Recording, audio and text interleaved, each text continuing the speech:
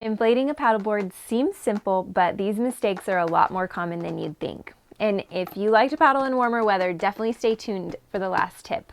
Mistake number one is not inflating your paddleboard all the way.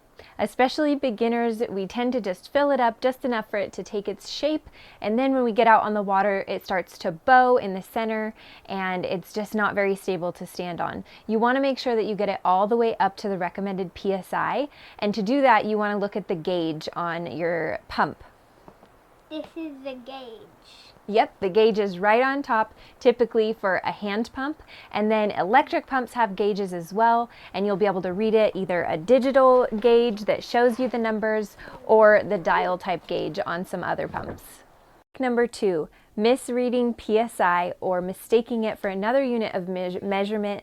On a lot of paddleboard pumps, you'll see both units of measurement, and you want to make sure that you're looking at the PSI because that's how most boards are going to recommend what pressure to bring it to. So PSI stands for pounds per square inch, pounds of pressure per square inch. So make sure you're reading the right part on the gauge, especially if it's a dial. And then on electric pumps, if they're digital, you can typically switch back and forth between the two.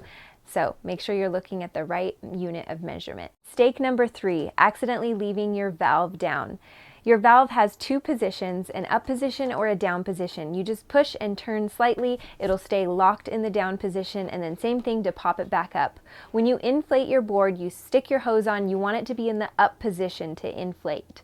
If it's in the down position, it'll stay locked down even when you take off your hose, and you will lose all of that air that you worked so hard to get in.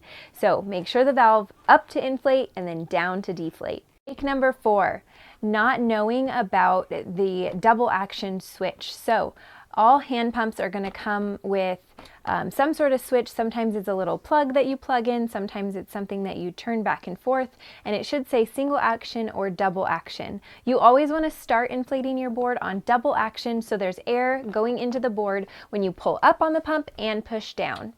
Once you get to about 5 PSI, that becomes really difficult to do. So you're going to swap it over to single action. It's going to get a lot easier to pump so you can get it all the way up to pressure.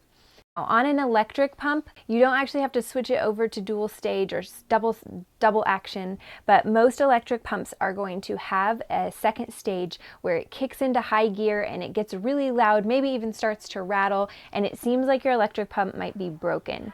It's not broken, just let it keep going. It's doing the hard work to get it all the way up to pressure. So this mistake is common on both hand pumps and electric pumps. Number five.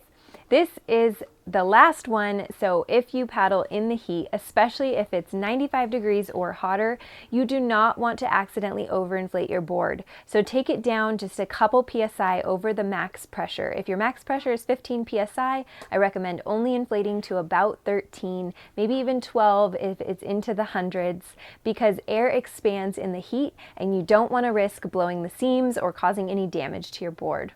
If you like to paddleboard and you liked this video, I would love for you to subscribe to my channel and turn on the notifications.